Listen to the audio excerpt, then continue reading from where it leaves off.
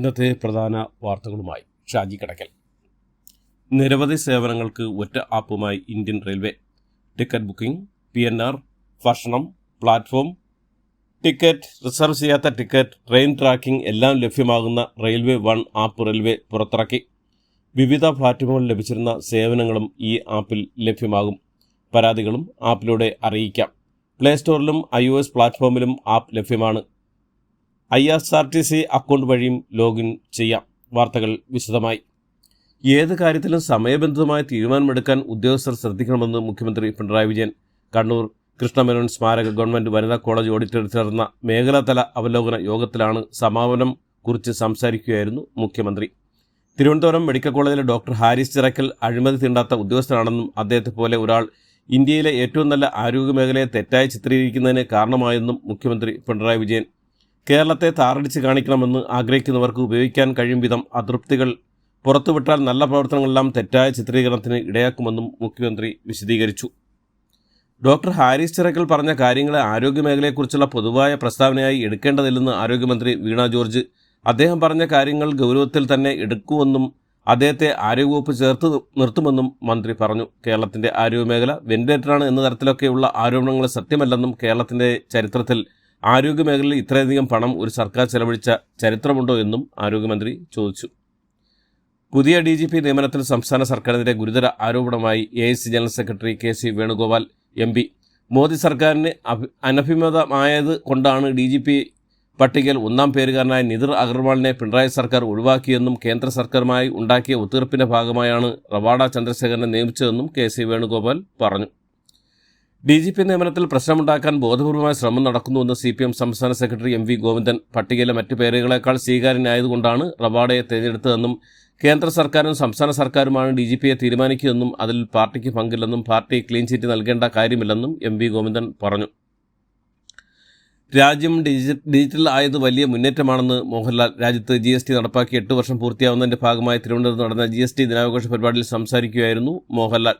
ധനമന്ത്രി KN ബാലഗോപാൽ ആണ് സമ്മേളനം ഉദ്ഘാടനം ചെയ്തത്.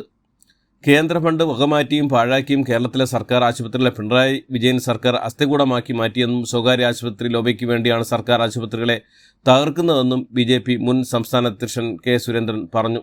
സർക്കാർ ആശുപത്രിയിലെ ശസ്ത്രക്രിയാ ഉപകരണ ക്ഷാമത്തിൽ പ്രതിഷേധിച്ച് BJP ഉള്ളൂർ മണ്ഡലം കമ്മിറ്റി തിരുവനന്തപുരം മെഡിക്കൽ കോളേജിലേക്ക് നടത്തിയ പ്രതിഷേധ മാർച്ച് ഉദ്ഘാടനം ചെയ്ത് സംസാരിക്കുകയായിരുന്നു K സുരേന്ദ്രൻ. ജാർഖണ്ഡിന് മുകളിലായി ന്യൂനമർദ്ദം സ്ഥിതി ചെയ്യുന്നതിനാൽ കേരളത്തിൽ അടുത്ത 5 ദിവസം മഴയ്ക്ക് സാധ്യതയുണ്ടെന്ന് കേന്ദ്ര കാലാവസ്ഥാ വകുപ്പ് അറിയിച്ചു. പൂക്കോട് വെറ്റിനറി കോളേജിലെ സിദ്ധാർത്ഥിൻ്റെ മരണത്തിൽ കുടുംബത്തിനുള്ള നഷ്ടപരിഹാരമായി മനുഷ്യാവകാശ കമ്മീഷൻ നിർദ്ദേശിച്ച 7 ലക്ഷം രൂപ സർക്കാർ കെട്ടിവയ്ക്കാൻ ഹൈക്കോടതി നിർദ്ദേശം. 10 ദിവസത്തിനുള്ളിൽ തുക കെട്ടിവയ്ക്കണം എന്നാണ് ഹൈക്കോടതി നിർദ്ദേശിച്ചിരിക്കുന്നത്. മനുഷ്യാവകാശ കമ്മീഷൻ ഉത്തരവിനെതിരെ ഹർജി സമർപ്പിക്കാൻ സർക്കാർ വൈകിയത് എന്തുകൊണ്ടാണെന്നും കോടതി ചോദിച്ചു. KSRTC പുതിയ സൂപ്പർഫാസ്റ്റ് ബസ്സുകളുടെ ട്രയൽ ഡ്രൈവ് നടത്തിയ ഗതാഗത മന്ത്രി KB ഗണേഷ് കുമാർ. KSRTCക്കായി വാങ്ങിയ പുതിയ സൂപ്പർഫാസ്റ്റ് പാസഞ്ചർ ബസ്സുകളാണ് മന്ത്രി ഓടിച്ചു നോക്കിയത്. ട്രയൽ നോക്കിയ ശേഷം ചില നിർദ്ദേശങ്ങൾ ബന്ധപ്പെട്ടവരെ അറിയിച്ചിട്ടുണ്ടെന്നും ചെറിയ മാറ്റങ്ങൾ മാത്രം വരുത്തി ഉടൻ തന്നെ ബാക്കി ബസ്സുകൾ കൂടി എത്തിക്കുമെന്നും മന്ത്രി വ്യക്തമാക്കി. ഓണത്തിനായി കേരളത്തിന് പ്രത്യേക അരിവിഹിതം നൽകാനാവില്ലെന്ന് കേന്ദ്ര സർക്കാർ അറിയിച്ചതായി കേരള ഭക്ഷ്യ പൊതുവിതരണ വകുപ്പ് മന്ത്രി GR അനിൽ. കേന്ദ്ര സഹായം ലഭിക്കുന്നില്ലെങ്കിലും കേരളത്തിലെ ജനങ്ങളെ കൈവിടില്ലെന്ന് മന്ത്രി വ്യക്തമാക്കി. ഓണവിപണിയിൽ അരിവില പിടിച്ചു നിർത്താൻ വേണ്ട ഇടപെടൽ നടത്തുമെന്നും മന്ത്രി അറിയിച്ചു. ആൾ ഇന്ത്യ തൃണമൂൽ കോൺഗ്രസ് തൃശൂർ ജില്ലാ ചീഫ് കോർഡിനേറ്റർ NK സുധീറിനെ പാർട്ടിയിൽ നിന്ന് പുറത്തേക്കായി തൃണമൂൽ കോൺഗ്രസ് സംസ്ഥാന കൺവീനർ PV അൻവർ.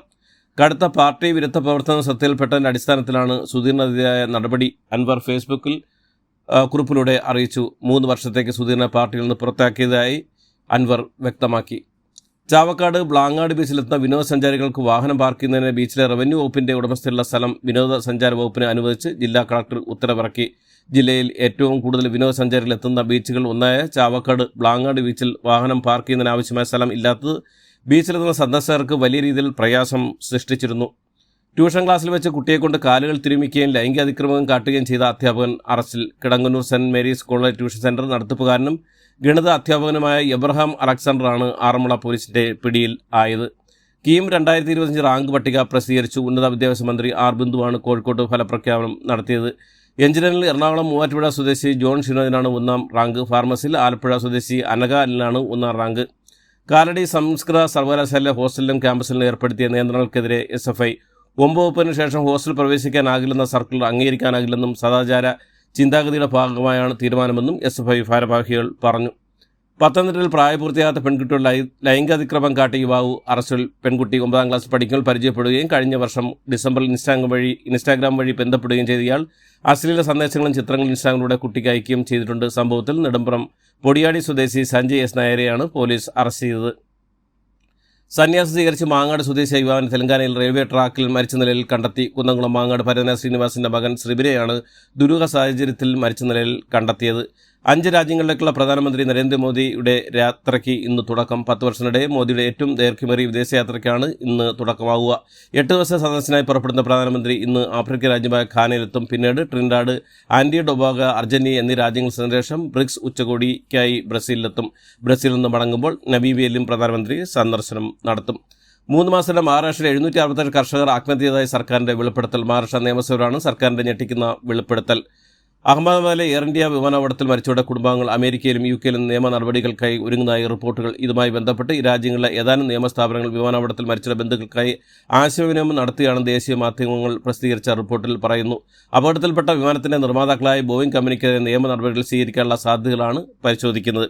അഹമ്മദാബാദ് വിമാന ദുരന്തത്തിന് തൊട്ടുപിന്നാലെ മറ്റ് എയർ ഇന്ത്യ ബോയിങ് വിമാനം അപകടത്തിൽ നിന്ന് രക്ഷപ്പെട്ടത്. തലനാരിഴയ്ക്ക് ദില്ലിയിൽ നിന്ന് വിയന്നയിലേക്ക് പുറപ്പെട്ട വിമാനം പറന്നുയർന്നതിന് പിന്നാലെ 900 അടി താഴ്ചയിലേക്ക് വീഴുകയായിരുന്നെന്ന് റിപ്പോർട്ടുകൾ. മോശം കാലാവസ്ഥ കാരണമെന്നാണ് എയർ ഇന്ത്യയുടെ വിശദീകരണം.